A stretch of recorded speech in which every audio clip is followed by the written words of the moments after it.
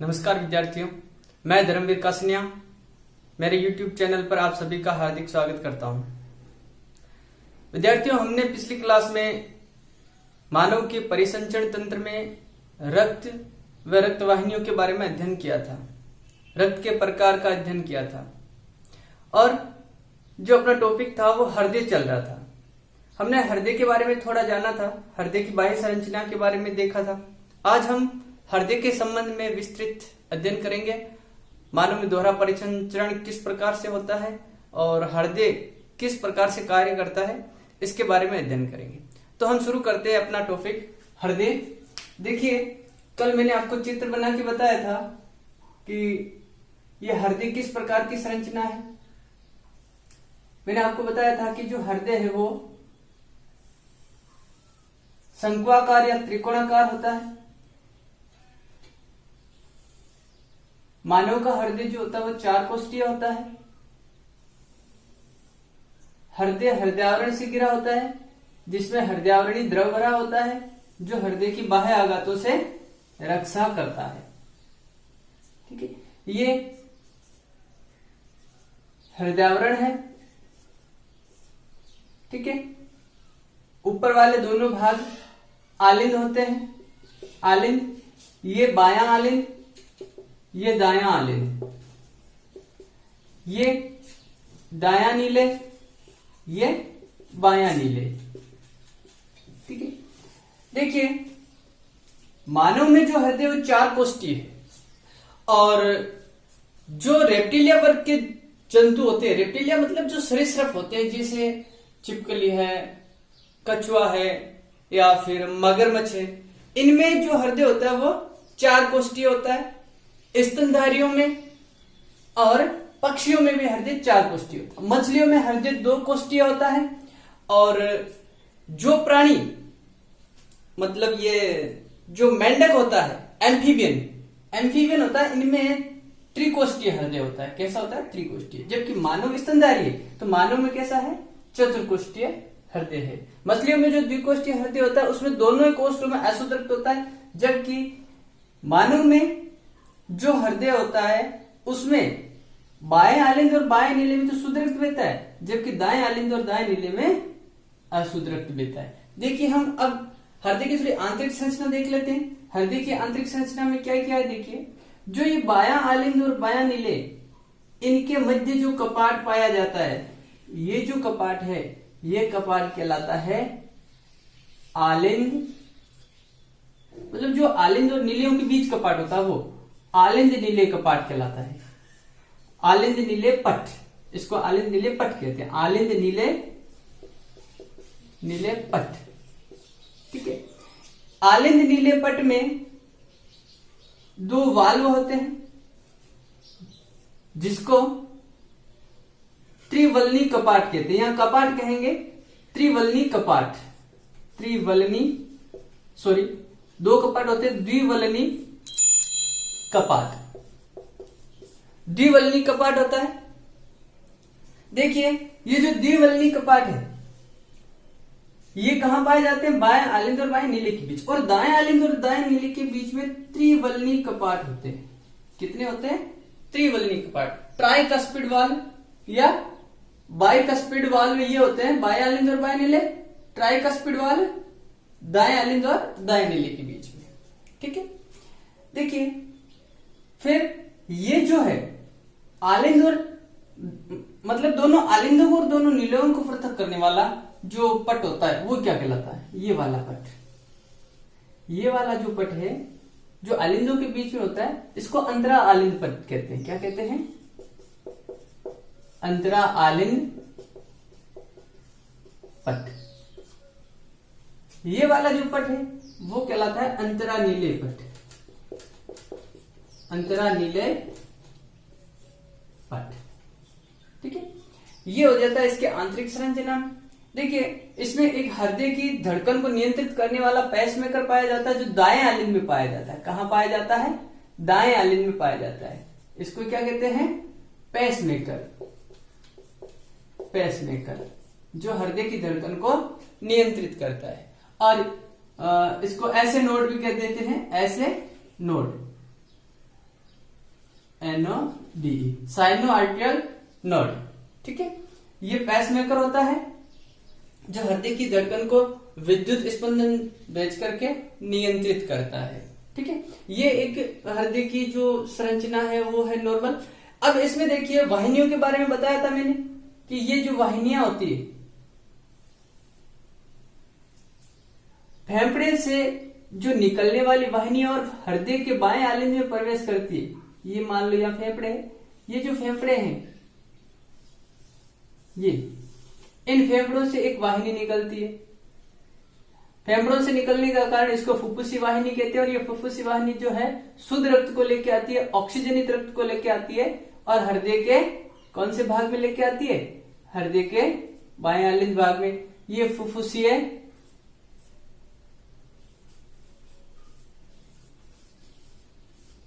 शिरा होती है।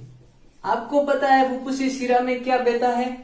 अशुद्ध रक्त बहता है, लेकिन यहां कौन सा रक्त बहता है?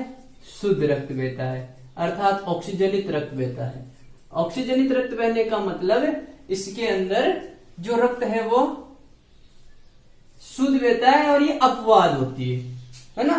वाहिनियों में ये क्या है? फुफ्फुसी शिरा अपवाद है। क्यों? क्योंकि इसके अंदर कैसा रक्त बह रहा है?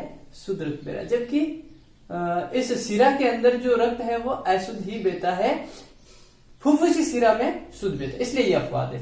ठीक है, अब आगे देखिए, एक वाहिनी जो यहां से हृदय के बाएं नीले से निकलती है वो कहलाती है महाधमनी। महाधमनी, और महाधमनी आपको पता है पूरे शरीर में रक्त को भेजने का कार्य करती है, इस कारण इसके अंदर रक्त का दाब सर्वाधिक होता है। ठीक है, ये धमनी जो महाधमनी है ये आगे छोटी वाहिनियों में बढ़ जाती है, ये छोटी वाहिनियां और छोटी वाहिनियों में बढ़ जाती है। ठीक है, इस प्रकार से ये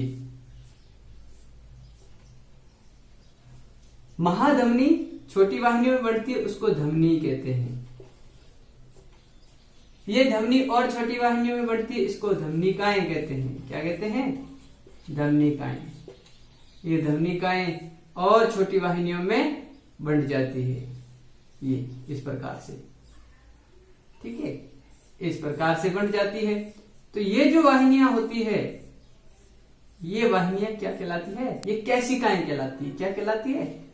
केशिकाएं। हमने 3 प्रकार की वाहिनियां पढ़ी थी, धमनी, शिराएं और केशिकाएं।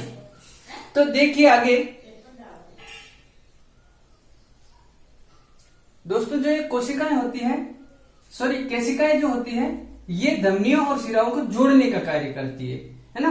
मैंने ये क्या बताया था आपको कि जो धमनियां होती है वह धमनियां धमनिकाओं में बढ़ती है, धमनिकाएं केशिकाओं में बढ़ती है। अब देखिए यहां जो हमने पीछे बताया था कि केशिकाएं, धमनियां और शिराएं 3 प्रकार की वाहिनियां होती है और केशिकाओं में गैसों का आदान प्रदान होता है। यहां पर जो केशिकाएं हैं उसमें जो रक्त का प्रवाह होता है, इसमें से जो ऑक्सीजन होती है उसको ग्रहण मतलब कोशिकाओं में ग्रहण कर लिया जाता है विसरण की क्रिया द्वारा, और कोशिकाओं से CO2 को इन केशिकाओं में भेज दिया जाता है, रक्त के अंदर मिला दिया जाता है। अब ये केशिकाएं वापिस इकट्ठी होकर के बड़ी वाहिनियां बना लेती इस प्रकार से, जिनको शिराएं कहते हैं। क्या कहते हैं? शिराएं कहते हैं, शिराएं। ठीक है, और ये जो शिराएं होती है ये शिराएं मिलकर के एक बड़ी वाहिनी बना लेती है, और ये जो वाहिनी है वो क्या कहलाती है? महाशिरा कहलाती है। क्या कहलाती है? महाशिरा कहलाती है। इसमें कैसा रक्त होता है? देखो यहां तो जो रक्त होता है वो O2 युक्त होता है, जबकि यहां जो रक्त होता है वो कैसा होता है? CO2 युक्त होता है। ठीक है, ये जो CO2 युक्त रक्त है वो अशुद्ध रक्त होता है, और इस अशुद्ध रक्त को आपको पता है फेफड़ों में ले जाने के लिए पहले हृदय में भेजना पड़ता है, और हृदय में इसको भेजने के लिए ये वाहिनी हृदय के कौन से भाग में जाती है? ये वाहिनी जाती है हृदय के दाएं आलिंद में। कहा जाती है? हृदय के दाएं आलिंद में। और यहां पर कौन सा रक्त आता है? यहां पर CO2 युक्त रक्त आता है। कैसा आता है? CO2 युक्त रक्त आता है। और अब ये आलिंद और नीले के बीच जो त्रिवलनी कपाट होते हैं, ये आलिंद पूरा भरने से ये कपाट खुल जाते हैं और सारा का सारा अशुद्ध रक्त कहाँ आ जाता है? दाएं नीले में आ जाता है। ठीक है, तो यहां पर मैंने ये नहीं बताया था, तो यहां भी ध्यान रखना, जब फेफड़ों से सारा का सारा जो शुद्ध रक्त बाएं आलिंद में आता है तो बाएं आलिंद पूरा भरता है। जब दाब बढ़ता है तो ये द्विवलनी कपाट खुल जाते हैं और सारा का सारा शुद्ध रक्त कहाँ आ जाता है? बाएं नीले में आ जाता है। और जब बायां नीले पूरा भर जाता है तो दाब बढ़ता है और ये कपाट बंद हो जाती है। ध्यान रखिएगा, दाएं आलिंद में और बाएं आलिंद में दोनों में रक्त एक साथ आता है और एक साथ ही दोनों खाली होते हैं और एक साथ ही दोनों भरते हैं। इधर से तो अशुद्ध रक्त भरेगा दाएं आलिंद में और इधर से शुद्ध रक्त भरेगा बाएं आलिंद में। दोनों में एक साथ रक्त भरेगा, दोनों में एक साथ दाब बढ़ेगा, एक साथ कपाट खुलेंगे और एक साथ नीले भरेंगे। जब नीले भर जाएंगे तो नीलों में दाब बढ़ता है तो कपाट बंद हो जाते हैं। ठीक है, तो जो हृदय में जो धड़कन आती है और धड़कन में जो लब डब की ध्वनि सुनाई देती है, वो ध्वनि जो लब की ध्वनि है वो हमें इन कपाटों के त्रिवलनी और द्विवलनी कपाटों के बंद होने से जो ध्वनि आती है वो सुनाई देती है, वो लब की ध्वनि कहलाती है। और मैंने आपको बताया था कि धमनियों में कोई कपाट नहीं होते हैं और शिराओं में कपाट होते हैं। तो जो ये कपाट बंद होते हैं, ठीक है, ये कपाट बंद होने से डब की ध्वनि आती है और ये लब डब की ध्वनि एक हृदय की धड़कन कहलाती है। ठीक है, अब देखिए यहां से सारा रक्त जब दाएं नीले में आ गया तो ये नीले भर जाता है और इस रक्त को यहां से एक की धमनी निकलती है, उसको फुफ्फुसीय धमनी कहते हैं। क्या कहते हैं? फुफ्फुसीय धमनी। ये फुफ्फुसीय धमनी इस अशुद्ध रक्त को फुफ्फुस में भेज देती है, अर्थात शुद्ध होने के लिए कहां भेज देती है? फेफड़ों में भेज देती है। ये इस प्रकार से ये कहां चली जाती है? फेफड़ों में चली जाती है। और इसमें कैसा रक्त होता है? CO2 युक्त रक्त। CO2 युक्त रक्त होता है जो कहां भेज दिया जाता है? फेफड़ों में शुद्ध होने के लिए। और यहां से ये CO2 तो यहां से बाहर आ जाती है वातावरण में, ठीक है, और इधर से वापस ऑक्सीजन क्या हो जाती है? मिल जाती है, ऑक्सीजन रक्त में मिल जाती है और ये चक्र एक चलता रहता है। तो इस दौरान देखिए इस हृदय में जो रक्त है वो दो बार प्रवाहित होता है। एक बार तो होता है शुद्ध रक्त और एक बार होता है अशुद्ध रक्त। इस कारण इसको दोहरा परिसंचरण कहते हैं। क्या कहते हैं? दोहरा परिसंचरण कहते हैं। ये जो दोहरा परिसंचरण है ये मानव में पाया जाता है। ये बंद प्रकार का परिसंचरण है क्योंकि मानव में रक्त है वो बंद नलिकाओं के अंदर बहता है। ये अपने हृदय की जो क्रिया प्रणाली है वो कंप्लीट होती है। ठीक है, अब देखिए कुछ बातें और हैं, उनके बारे में थोड़ा अध्ययन करेंगे अपन। ठीक है, और देखो हृदय में जो पेसमेकर का कार्य मैंने बताया वो ध्यान रखिएगा। पेसमेकर क्या करता है? पेसमेकर जो विद्युत आवेग है वो उत्पन्न करता है और हृदय की धड़कन को नियंत्रित करता है। क्या करता है? हृदय स्पंदन की दर को नियंत्रित करता है। ठीक है, और हृदय का केवल कार्य क्या होता है? रक्त को शरीर में प्रवाहित करने का कार्य होता है। और यहां पर जो कपाट पाए जाते हैं इन शिराओं के अंदर, वो क्या करता है?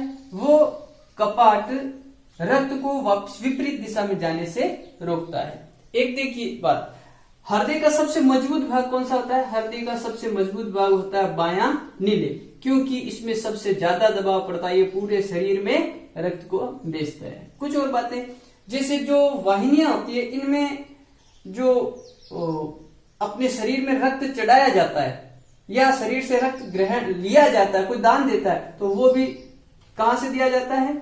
शिराओं से दिया जाता है।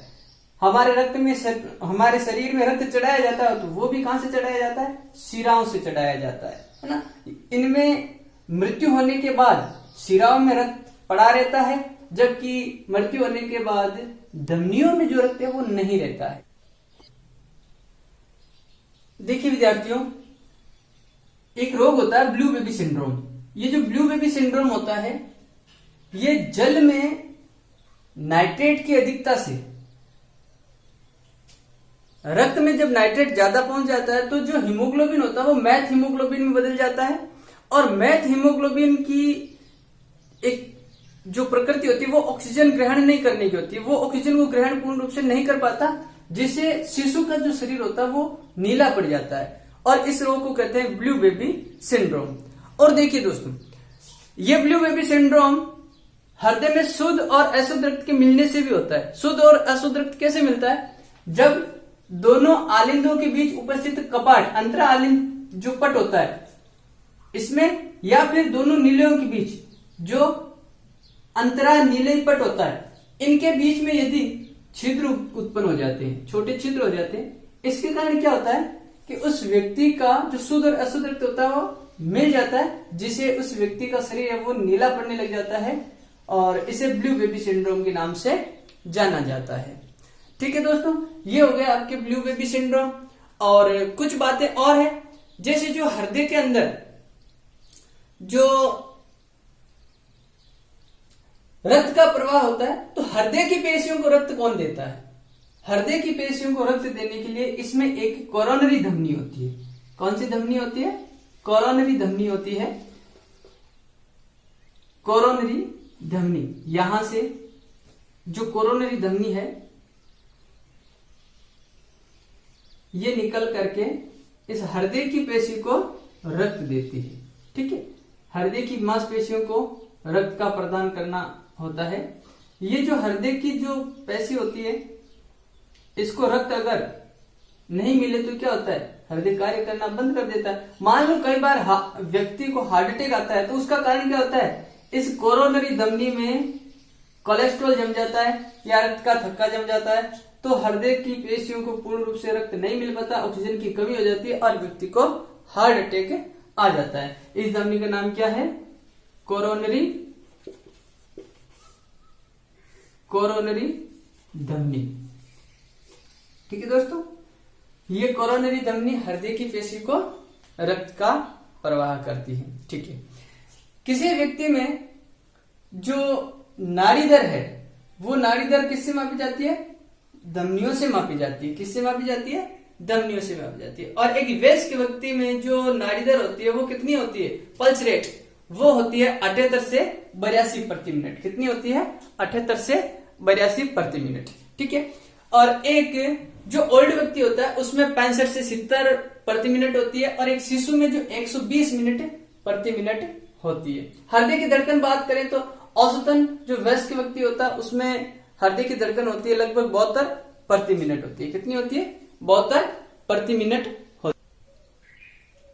कुछ और बातें हैं हृदय के संबंध में, जैसे देखिए, जो एक हृदय होता है वो अपना जो रक्त का पंप करता है, हृदय एक स्पंदन में लगभग 70 ml रक्त का पंप करता है। कितना करता है?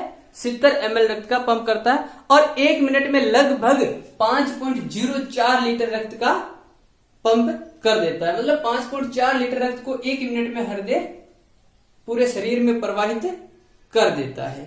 ठीक है, मतलब 90 सेकेंड में रक्त पूरे शरीर में परिसंचारित हो जाता है, क्योंकि एक व्यक्ति में लगभग 5 से 6 लीटर का रक्त होता ही है। ठीक है, एक वयस्क मनुष्य में। अब आगे देखें तो हार्ट रेट, एक शिशु में नॉर्मल हार्ट रेट होती है जो 160 पर मिनट होती है। बालक में कितनी होती है? बालक में 100 पर मिनट। शिशु में, शिशु का मतलब जो जन्मजात बच्चा होता है, जो 5 साल तक का बच्चा होता है, उसके अंदर कितनी होती है? 160 पर मिनट होती है। एक वयस्क व्यक्ति में कितनी होती है? अभी मैंने बताया था, जो पल्स रेट है वो 78 से 78 के लगभग होती है, और जो हार्ट बीट होती है वह हार्ट बीट लगभग औसतन कहें तो वो 72 होती है। ठीक है, और ओल्ड एज में ये कम हो जाती है। ओल्ड एज में मतलब बुढ़ापे में ये लगभग हार्ट रेट 65 हो जाती है। कितनी हो जाती है? 65 पर मिनट। कब? ओल्ड एज में। ये पल्स रेट और हार्ट बीट का हो गया आपके। ठीक है, आदमी की मृत्यु हो जाती है तो ये एकदम बंद हो जाती है हार्ट रेट, ठीक है, हार्ट बीट होती है वो। चलो आज के लिए इतना ही। अपना हृदय का परिसंचरण तंत्र पूर्ण हो जाता है, इसके बाद में हम मानव का अगले तंत्र का अध्ययन करेंगे। धन्यवाद दोस्तों, वीडियो अच्छा लगा है तो आप लाइक कीजिएगा, कमेंट कीजिएगा और शेयर कीजिएगा। धन्यवाद।